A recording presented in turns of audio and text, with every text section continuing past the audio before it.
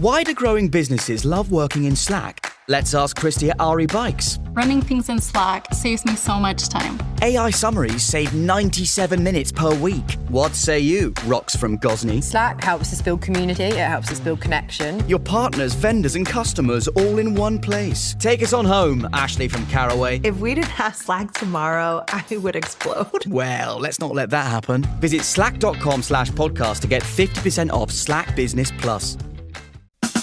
Hey everyone, welcome to another snack-size edition of our show, How Success Happens. I'm Dan Bova, writer and editor at entrepreneur.com. So, I'm always so interested in learning about entrepreneurs' business origin stories because the range is crazy. It could be, I had a dream for an idea in the middle of the night. I was standing in the shower and this idea hit me like a bolt of lightning. It can be something that annoys someone, like Sir James Dyson. He was annoyed that his vacuum cleaner wasn't working right, so he just went ahead and invented a new one.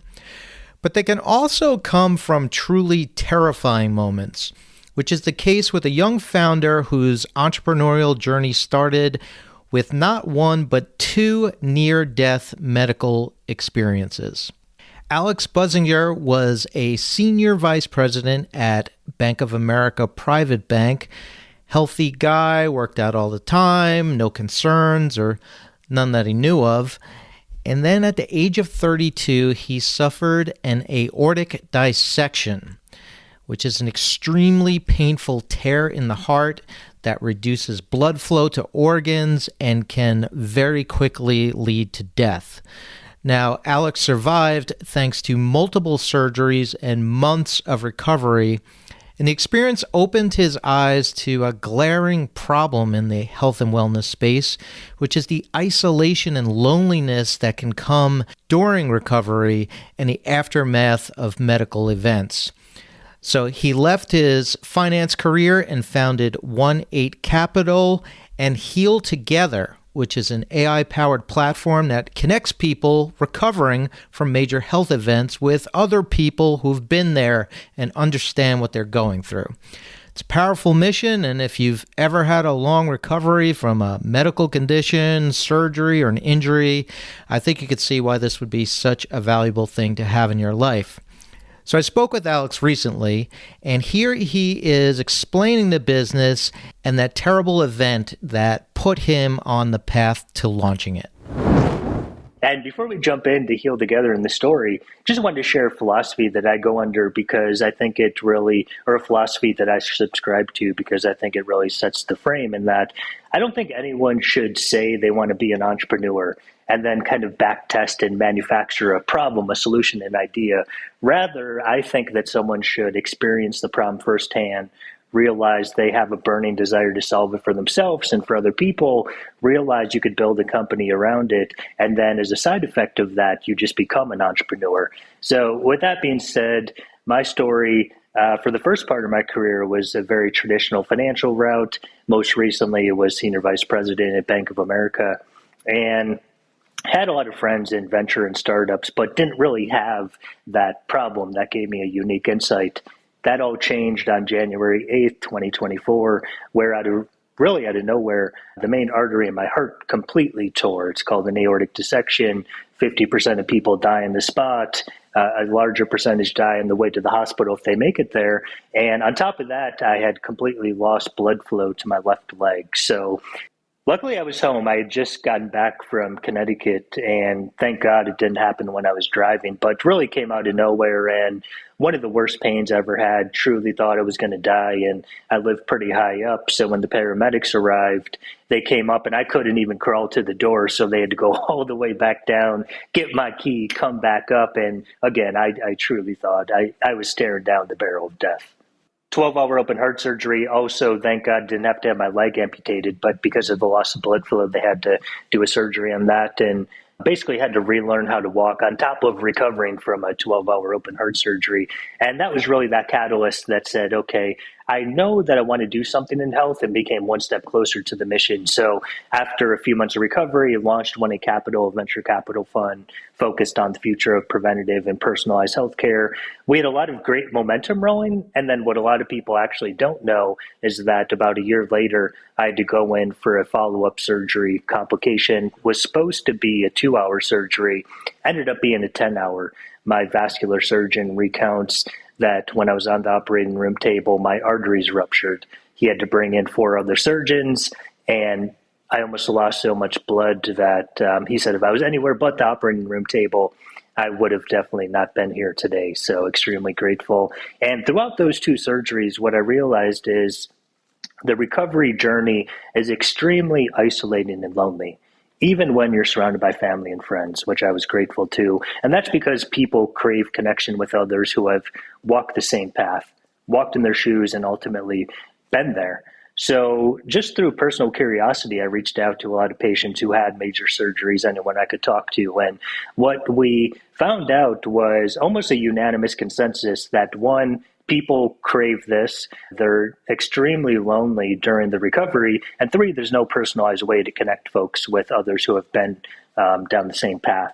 So what we decided to do was build Heal Together Technologies, which at the surface level, it uses similar algorithms as dating apps to connect patients with others who have been there. So think multidimensional data to create really high compatibility matches. And that's really just the surface. There's so much under that. But at the end of the day, what we're trying to do is own the recovery relationship and ultimately make sure no one recovers alone.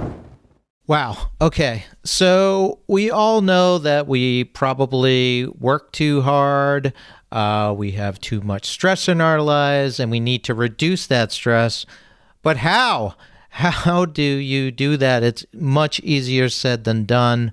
So here's some advice from Alex on finding a healthy balance between pushing ourselves to accomplish our goals and also not pushing ourselves too far.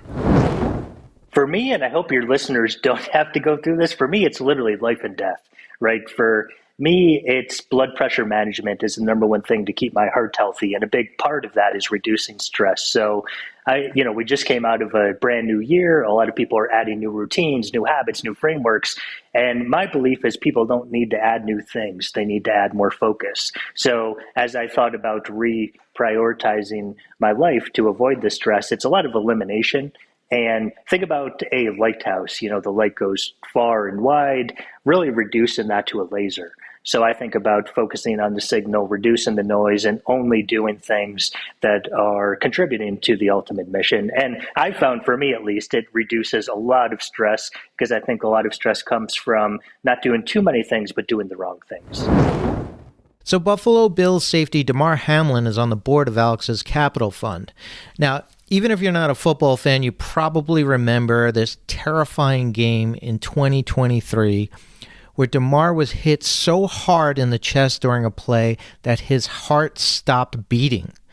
CPR and defibrillation were performed right there on the field, saving his life. And miraculously, not miraculous, there was a lot of hard work, he is back to playing the game he loves. So I asked Alex how Damar got involved with Heal Together. Yeah, so Damar was a part of my venture capital fund. I grew up in Buffalo, so I'm a big Bills fan and obviously watched his story live along with about 40 million people. And the first time we met was in a recording studio in New York City that he invested in. And this really exemplifies everything we're trying to do at Heal Together in the sense that when we sat down, it felt like we knew each other for 10 years plus, right? A little bit of different backgrounds, but similar stories, near-death experience, young guys at what I would say the peak of our careers, and having that disrupted and facing death is something that I think a lot of people might not understand, but him and I had that instant camaraderie because we both shared that experience. He's on the board of our venture capital fund, and obviously he's in the season right now. Hopefully the Bills make a Super Bowl run. Go Bills this Sunday. But once that ends, and again, hopefully it's after a Super Bowl victory, he'll be involved in really spreading the word. He's so aligned with the mission. Every time we talk about it, I know he gets excited. And again, 40 million people watched his collapse live, and one of the most resilient recovery stories in sports, if not the most. And he felt isolated during his recovery, right? NFL superstar. So I think if he feels that, imagine the everyday American, one of the 50 million who have surgery every year, and what they need from this. So he'll be, an advocate. We plan to do some video interview series called Recovery Stories and really get him to open up about his healing journey. So Heal Together is still in very early stages, but, it sounds like an amazing idea. And I asked Alex if he's seen any early indications that he's really onto something here. We have two use cases that come to mind. One, for me personally, and I can say firsthand, I'm going to be joining the board of the John Ritter Aortic Foundation, and a lot of the board is made up of survivors. And after my recovery, I didn't really talk to too many people who had also gone through this. I was young. It was hard to find. Most of the people are 65, 70s plus. And I spoke with the CEO who also had an aortic dissection around my age and understood the recovery journey. And as we talked about shared experiences, it felt like the room just lit up. And we both walked away so fulfilled because it really becomes a part of your identity. And when you can share the experience with others, you feel like a sense of belonging that really creates a camaraderie out of a dehumanized experience. Two, less emotional. We have one of our board members, extremely credentialed medical professional, and he was telling me a story about how he was telling his father for years that he needed to get a knee replacement surgery. And his father, you would think because he's a medical professional, his father would listen. He goes, no, put it off for years. It got really bad. His father connected with a peer who also had the knee surgery. And within 15 minutes, he goes, I'm getting this done, right? So the power of peer connection, connecting with someone who's been through it, has so many use cases and beneficial outcomes. Finally, we all know we need to chill, but it's hard. So I asked Alex one more time for one tip, one thing he does maybe on a daily basis that he finds is helpful in giving his mind and body a much needed break. Well, one thing, I feel grateful to have a long-term partner now. And one thing we do every morning is she came up with this. She's a brilliant PhD quant at a major hedge fund. And we do something every morning. The acronym is HEG, H-E-G. So she asked me, what's one thing that made you happy yesterday? And what's something that you're excited for today? And also one thing that you're grateful for. And just, it seems very simple, but starting every morning with that, it's been such a game changer. HEG, learn it, live it.